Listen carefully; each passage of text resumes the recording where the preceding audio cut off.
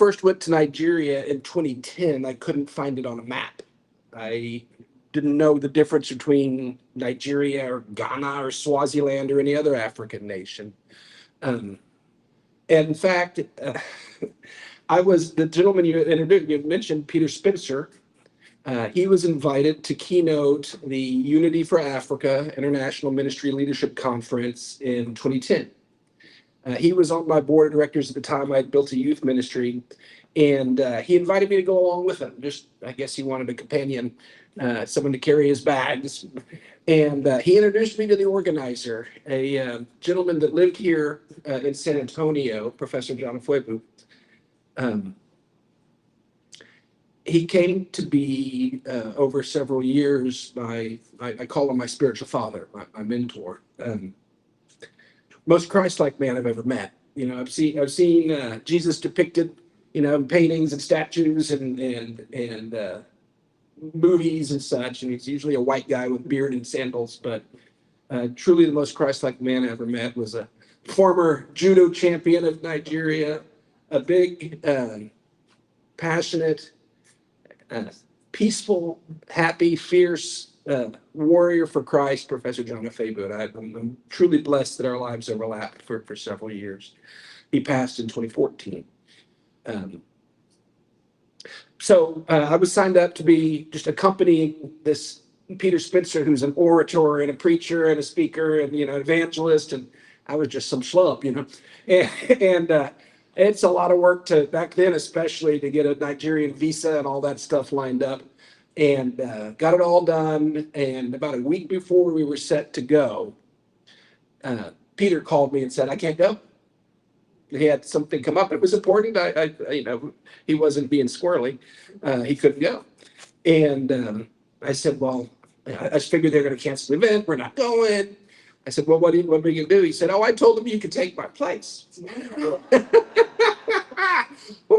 Now, this was the 20th annual conference. And John Afwebu was a mighty man of God. He had led crusades around the world. He personally led the Prime Minister of Kenya to Christ. I mean, he was highly respected. And by the way, he lived here his whole life. It's 5 children, right? And they all went to top universities on full scholarship. That's a Nigerian man. That's a heck of a guy. He was offered U.S. citizenship more than once, and he always turned it down. He was a proud Nigerian. He loved his country, and he gave that love to me. So I went, stumbled my way through almost a month, Owerri for 2 weeks, and then Abuja, and did this conference. And something must have clicked, because I was the first person they invited back in their 20-year career, you know, to come do it again the next year. And I fell in love with the place. You know, the first week, I felt sorry for them. Yeah, because of all the things we take for granted that they lack. You know, if we were in Nigeria right now, it'd be a lot warmer in here if the AC was working. The lights might go off, they might not, you know, might come on, who knows, you know. Roads are bumpy. I mean, there's a lot of things that we take for granted here. But a week or so into it, it flipped, and I started feeling sorry for us. For the same reason, all the things they take for granted that we lack. And they're the more important things: faith and family and community and integrity and honor and hard work and all the traits that made America at one time the greatest nation on earth, that are so hard to find around here anymore. They're in abundance over there. All the things that they take for granted that we lack. And I realized, and I've been begging them ever since, send missionaries to us. Truly, we need it.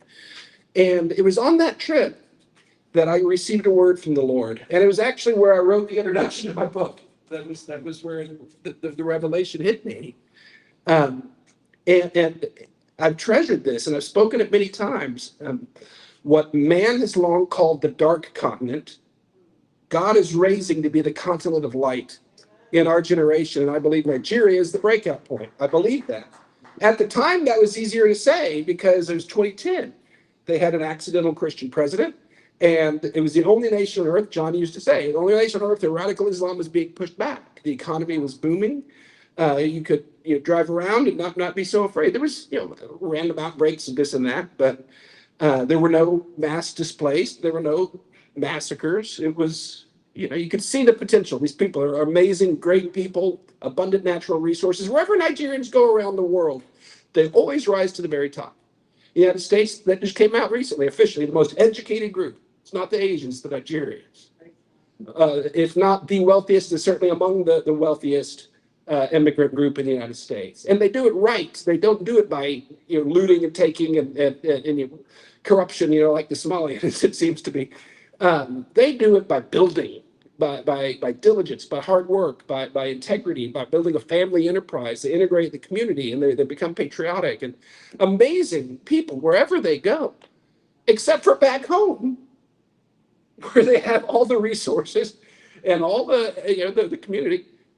It's stunted. It's held back. It's suppressed. And that's always baffled me. So I started going back.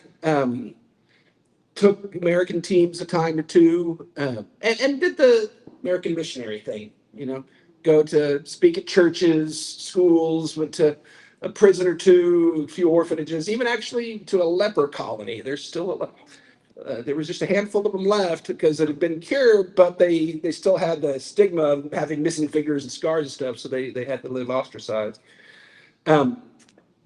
And that was my Nigeria experience. Like the food, the clothes, the people, we had fun. My 10th trip was 2019.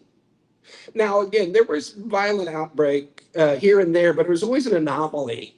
And it was always seemed so distant. I was in Abuja, our second trip. I was with John in Abuja, and the UN headquarters in Abuja was blown up when we were there. I didn't see the smoke. I mean, it's a big city, but I was in Abuja when they blew up the headquarters. But again, it made headlines. This is a big deal. And over the years, I would hear reports of attacks in the north and various things. But as you know, it's suppressed. Their government doesn't talk about it. Then no reporters want to go there or anything. So it was just trickling in. And I just thought it was distant. I thought it was isolated. I had no idea what was going on. No idea. 2019, my 10th trip, we're in Abuja, which is the modern capital. It was established in the 70s. It's all new. It's shiny. More than 3 million people. It's tall buildings and paved roads and lights and such. And in fact, so I was with a group. We were traveling around. We went Abuja, Lagos, Port Harcourt, Owerri, and back to Abuja speaking.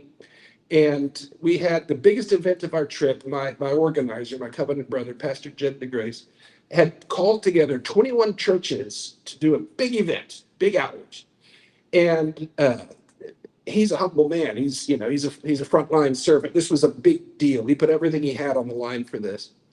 And it was the day of. It was time to go. We were dressed up, loaded up, got in the van, engine running, air blowing, and Jed comes out. And I'm thinking he's going to get in and we're going to go. He comes out, he knocks on my car window where I'm sitting and calls me out. And he said, Mike, and he was ashen. He was wounded.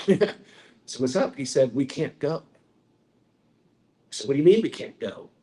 This is the biggest in 21 churches. And you put everything you have on the line with this. He said, I've been in prayer and the Spirit told me you're in danger and we can't go. Just so you know what that cost him, they had to move. He got death threats for canceling that. It's a dog-eat-dog world over there. And sure enough, found out later, the venue was shot up that afternoon and there were people killed. They were waiting for us. And the Holy Spirit and Jed's discernment. He was in prayer. I mean, I still marvel at the man's faith and his discernment to discern that, to cancel that with everything on the line. And didn't know all that at the time, but I said, okay, I don't know how to get there, so I guess I said, what are we going to do? He said, I'm supposed to take you to an IDP camp. I didn't know what that meant. I said, whatever, let's go. And I come to find out he had never been to one. He didn't know where they were. He just heard there were IDP camps in Abuja. And he explained on the way IDP is an internally displaced person. They're the same legal status as a refugee, except for they're still in the same borders. And he said, this is from the people that have fled the violence in the north. And in Abuja, bright highway, paved, nice road, right near the middle of town. We turn down a little dirt trail, go a few hundred yards and end up, the only one thing you can call it's a hellhole. Handmade shanties, sewage ditches, and a mass of humanity just on this small piece of ground. And I mean, handmade shanties, branches and feed bags and scraps and tarps, and children everywhere. And you know what? And Jeff, this is my dear brother and partner in crime. Jeff Gibbs has been in Nigeria 6 times with me. And we talk about this a lot. These camps, once he gets to know them, it's the ugliest place on earth and the most beautiful place on earth at the same time, because the people are just so amazing. They're dignified. Came to find out these people, first of all, they were there through no fault of their own, no decision, no addiction, no mistake they made. They are victims. Um, and we work our way, we get there, work our way through this crowd of kids. Everybody's high five, and they're just excited to see outsiders, excited to see white guys. It's probably a first for them. And we keep going, and Jed leads me. It wasn't until the last year that I learned that he had never been there before, but the Spirit led him. He hadn't stopped and asked for directions. I don't remember that. But we go in and we walk up, and there's a shanty next to the sewage ditch, and there's a woman standing outside, and she's grinding corn on a little table like this, a little mortar and pestle. We start talking to her. They speak perfect English, special language. And her name was Miss Hannity. And I asked if she would tell me her story, and she said, I've told my story to this, but sure, I'll tell it again. And I'm not going to drag it on too long, but she was a school principal in a place called Ngoshe, Woza, Borno State, northeast Nigeria, right on the border of Cameroon, up in the hilly, mountainous region. And she said Boko Haram came. And when they first came in, they just started killing the men. And I've heard a story, and we've unpacked it over the years. They were stringing them up like goats. I mean, they were hanging them upside down, lighting fires under them, gutting them, beheading them, cutting. It's unconscionable. I mean, you can't comprehend it. She personally had 5, and she has 3 daughters. They had 5 men that were dear to them, close to them, that were killed that way. But she said they were content to leave the women and children alone until they found out that they were taking food to the surviving men, and they started killing, raping, abducting the women and children as well. And so she gathered her little girls and several others from the community, met at night, pitch black, no shoes, only what they could carry, and they trekked and trekked and trekked over the mountains, hiding from lights, hiding from sound. A toddler was struck and killed by a snake. They made it to a clearing and were catching their breath, and a mother nursing a 2-month-old child. Another man went down a little ways to get water in a creek, and they were shot and killed. A mother nursing a 2-month-old child. They made it to a big open sports field in Cameroon, an adjacent country, and were told to stay there. And there was nothing, just a field. They had to stay there in this field for 2 weeks. And then the Cameroon government said, we don't want you here. They loaded them in cattle trailers and drove 2 days back and dumped them back to Nigeria and said, don't come back. And they made it to another camp, just getting settled in. They heard Boko Haram's coming. And another young man, the guy that wrote those songs, Enoch, had been her kindergarten student years and years before. A young man had made it to Abuja, and they were able to get in touch with each other. And he said, come to Abuja. Come here. This is a place we can stay. 500 miles, and culturally and geographically, it's like someone coming from the mountains of Oaxaca to here. It's about 500 miles, mountains of interior Mexico. And that's about the culture shock. So when they drove into Abuja, she told her daughters, we're going to be okay. She thought they made it to heaven, glass buildings and all this futuristic stuff she'd never seen. And then they turned down that same dirt track and dumped them off at that hellhole. Said, you have to stay here. She said her heart sank. She asked, which one of these shanties can we stay in? They said, no, you got to build your own. But she walked in to the camp, and those same children came running up to her yelling, teacher is here, teacher is here. And after she built her shanty for her and her daughters, she sat down under a tree and started teaching the kids. And that's where we found her 5 years later, teaching those kids. Enoch had helped her, and another young man. They would take turns. There was 250 some odd kids that they were trying to teach, and they didn't have materials or resources. They had a structure at that time, but nothing in it. Some strip mining concern that was attacked for human rights violations built them a school and left. Yeah, so here's a press release. But hey, praise God. But they would work in two shifts. They had no compensation, no materials, but they were teaching these kids. Um, and we couldn't stay long because of security concerns. I did two things. I promised I would tell her story. I did not know it would take this long and be this costly of a pursuit. Um, and I said, if people want to respond and help you, what is it you need? How can we help? Now imagine everything you've ever had is ripped away. And people you love are killed, you're scattered, you've got nothing, you're 500 miles from home in a effectively a foreign land. You've just built, your shanty, you've been there for 5 years, people dying from preventable illnesses and kids disappearing at night. What would you ask for? They have no running, they have no water, they have no electricity, they have no sanitation, no healthcare, nothing. And I thought, I was prepared to write down a list. She said one thing. She said, please help me teach these children. And I still marvel at that.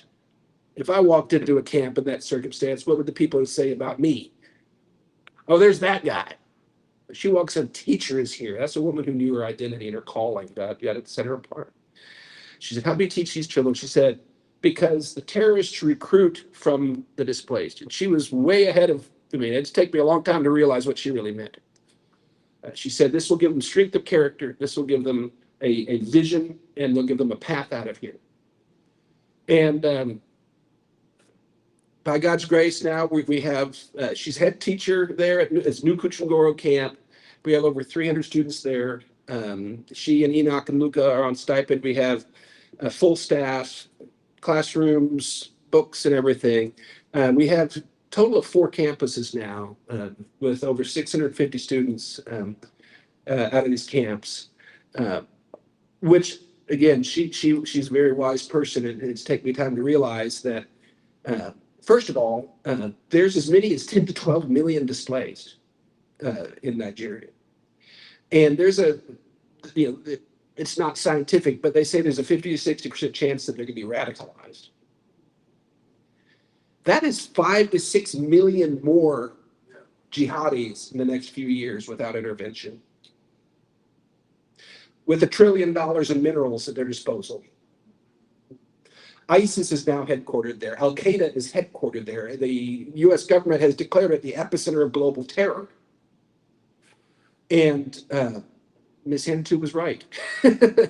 These kids show up almost universally. It's a very consistent testimony. They want to get guns and go back and get revenge.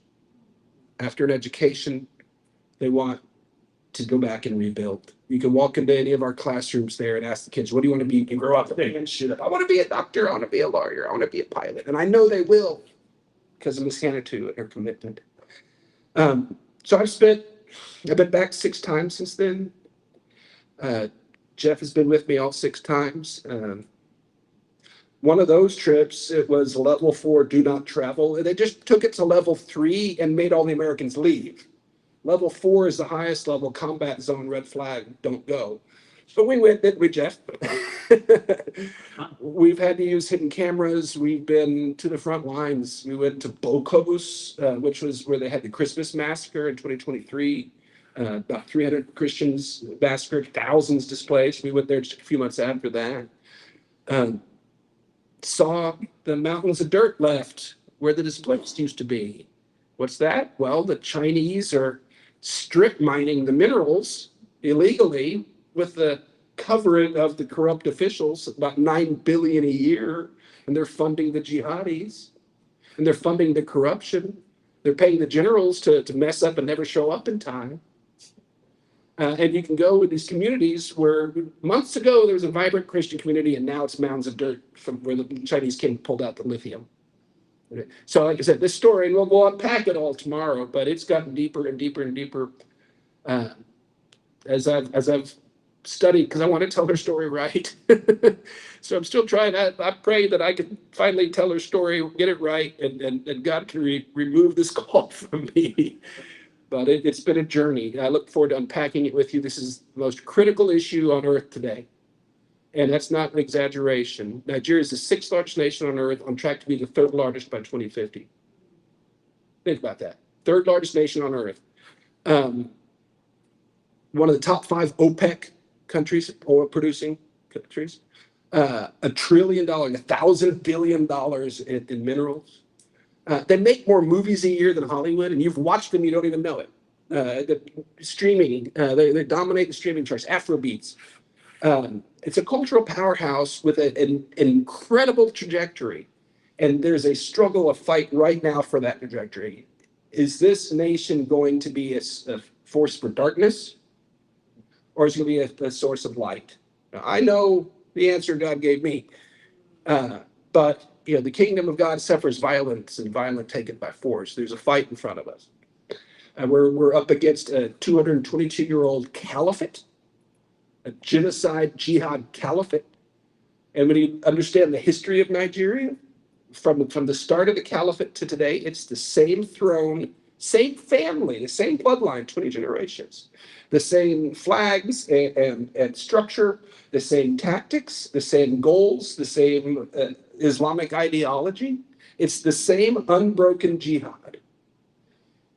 And you look at it in that perspective, it's the longest genocide on the face of the earth today.